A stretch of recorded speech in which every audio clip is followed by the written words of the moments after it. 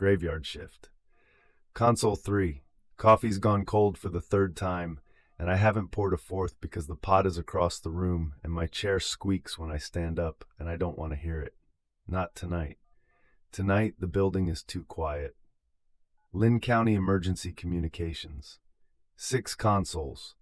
3 staffed. Used to be all 6 on overnights before the county board decided overtime was a luxury. Now it's me, Terry, on console 1, and a trainee named Josh on console 5 who's been with us 11 weeks and still flinches when the lines ring. The hexagon system had been in about 6 months. New CAD, new mapping, new everything. The old Intergraph terminals were stacked in the storage closet behind the break room, and I swear half the dispatchers still glanced at the empty wall where they used to sit. You spend 15 years staring at a screen in one spot. Your eyes go back to that spot even after the screen is gone. Muscle memory, like phantom pain. Tuesday night, low volume. I'd handled a DUI stop out on Highway 30. Trooper had it under control, just needed the plate run. A medical alarm on Covington Road. False. The homeowner's cat walked across the pendant on the coffee table.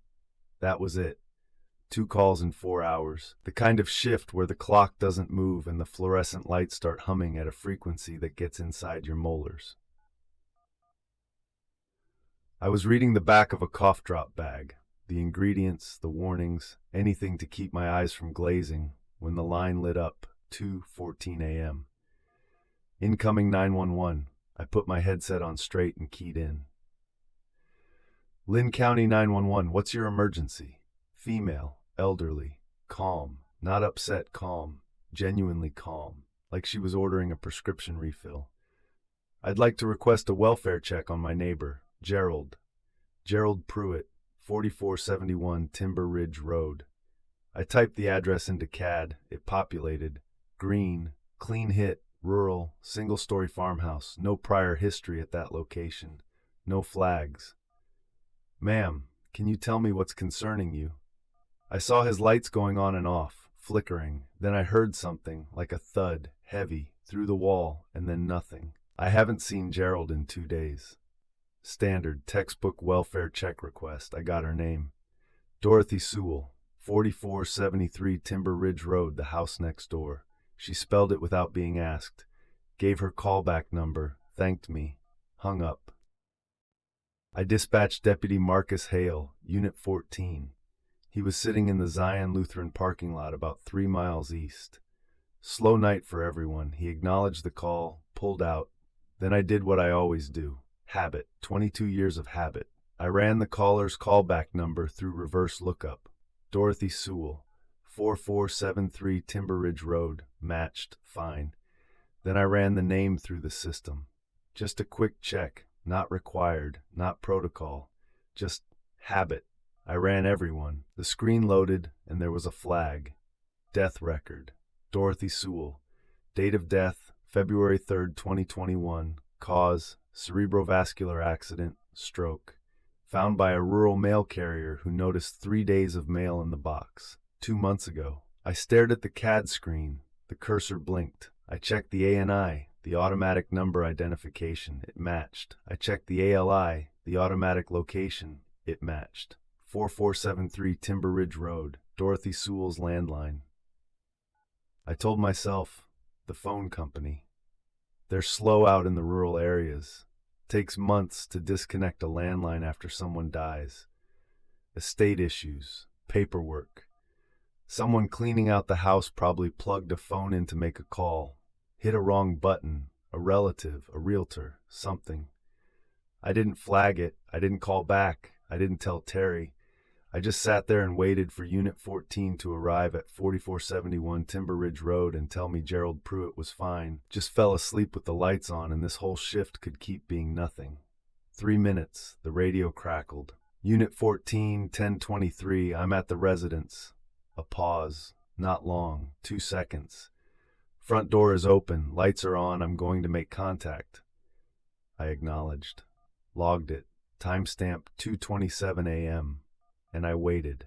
Hale was thorough, always was. Some deputies key the radio once and go quiet. Hale walked you through it like he was reading a floor plan out loud. Front entry, living room to the right. TV is on, no sound, muted. Channels just static. Couch, coffee table, lamp on, normal. I typed it into the notes, logged it. Moving to the kitchen, there's a plate on the table, spaghetti, looks fresh, glass of milk next to it, half full, chairs pushed back like somebody just stood up. I typed that too. Bedroom, beds made, reading glasses on the nightstand, closet door open, clothes hanging, bathroom, shower curtain pulled back, towel on the floor, still damp. He paused. I could hear him breathing, gravel shifting under his boots as he walked back through. Nobody's here, dispatch. House is fully lit. No signs of disturbance. No signs of forced entry. Dinner's on the table and nobody's eating it. I'd like a second unit for an extended property search. There's a barn and a detached garage out back. Standard, not unusual. Elderly man living alone, lights on, food out, nobody home. Could be a fall in the yard, a walk that went wrong, a neighbor's car he climbed into. I dispatched Deputy Carla Voss, Unit 22. She was north on County Home Road, 8 minutes out. I sat there for those 8 minutes listening to Hale's open mic. Boots on gravel, crickets, a dog barking somewhere far off, his flashlight clicking on and off as he swept the tree line. Normal sounds, rural Iowa at 2:30 in the morning. Then Voss pulled up. Unit 22, 1023. Silence, 3 seconds. 4. Dispatch, can you confirm the address? 4471 Timber Ridge Road. Confirmed. More silence. I could hear her truck idling. I'm looking at the house. It's dark. No lights anywhere. Front door it's closed. There's a padlock on it. I sat up, checked the CAD, checked the address, checked the dispatch log. Unit 14, 1023 at 4471 Timber Ridge Road, 2:27 a.m. Unit 22, 1023 at 4471 Timber Ridge Road, 2:34 a.m. Same address, same house, 7 minutes apart. I patched them together on the channel. Unit 14, Unit 22 is reporting the residence is dark and secured with a padlock. Can you confirm your status?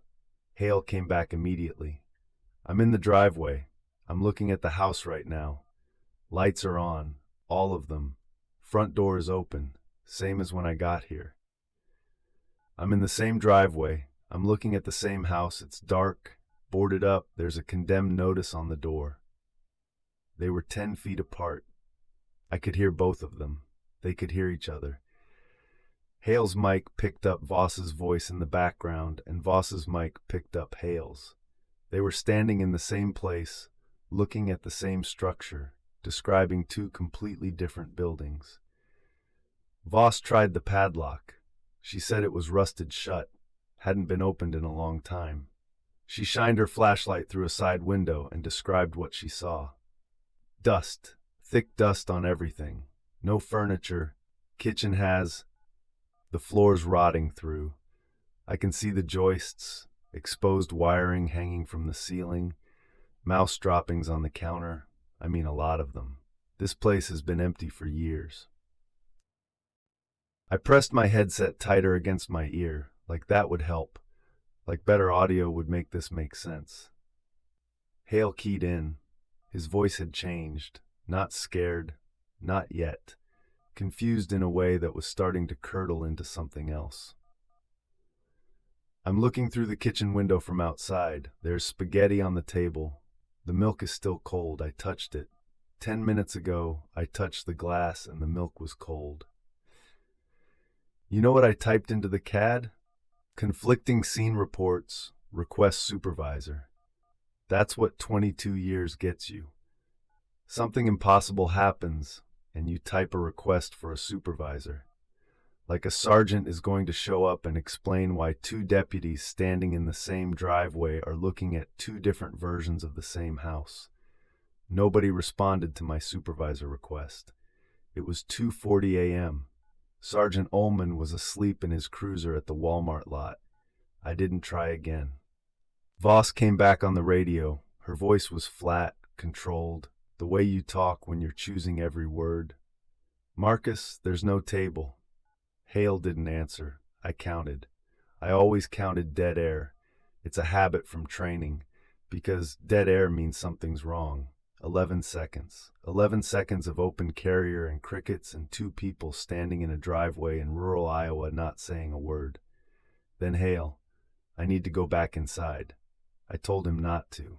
I keyed my mic and said, Unit 14, hold position. Do not re-enter the structure. That's what I said. That's what the recording has me saying. He didn't respond.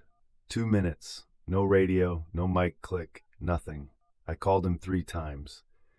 Unit 14 status. Unit 14 dispatch. Marcus. I used his first name on an open channel. You don't do that. I did it because the silence was making my throat close and his name was the only word that felt like it would reach him. Voss broke in. I'm going in. She forced a side window. I could hear the wood crack, her boots hitting the floor inside, the hollow sound of an empty room. The house is empty, completely empty. No furniture, no lights. Power meter outside is disconnected. There's a condemnation notice on the door frame. County Code Enforcement. April 2019. I've got him. Kitchen. He's standing in the kitchen, facing the wall, flashlights off, radio's on his belt, volumes down. Is he responsive? A pause. Then her voice, quieter, directed at him, not me, Marcus. Gasps, I heard him turn, the boots on old wood. When he spoke, his voice was wrong. Not panicked, not calm. Flat, like someone reading words off a page they don't understand. Where did it all go? That's what he said. Where did it all go? Like he was standing in a room that had just been full and now wasn't. Like the spaghetti and the milk and the reading glasses and the damp towel had been real to him 30 seconds ago, and now he was standing on rotting floorboards in an empty house, and he didn't know which version was the lie.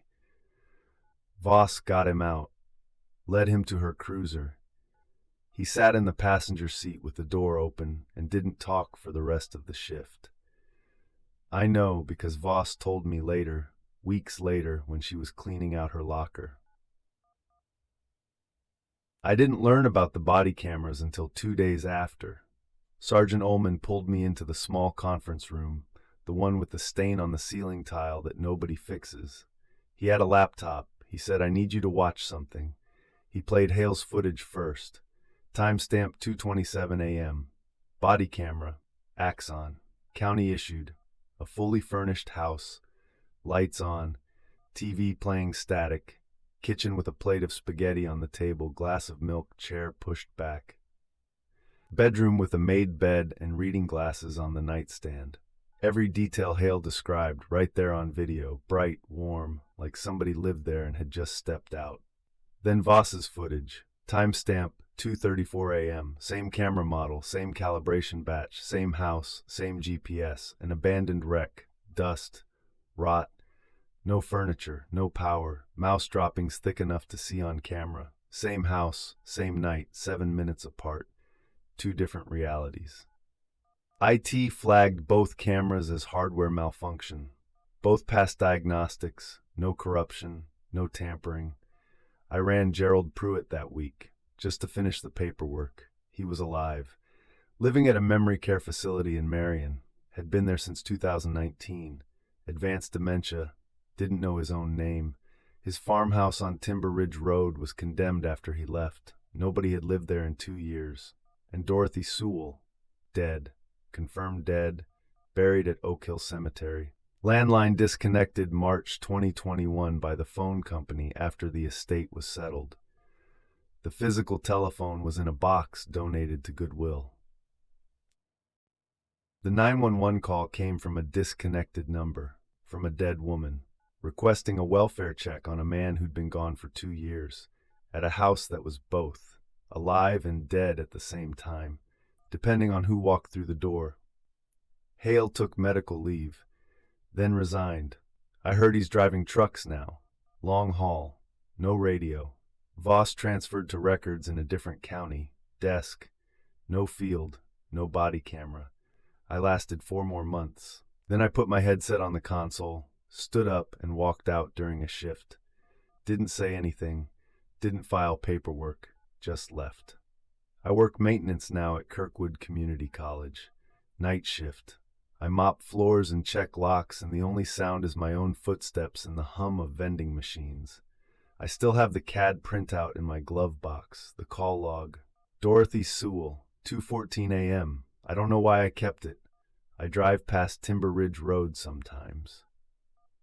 On my way to the college, the farmhouse is still there, dark, condemned sign on the door. But twice, I'm telling you, twice, I've driven past at night and seen a light on in the kitchen window. A warm yellow light, like someone's home. I don't stop. I don't call it in. I don't tell anyone.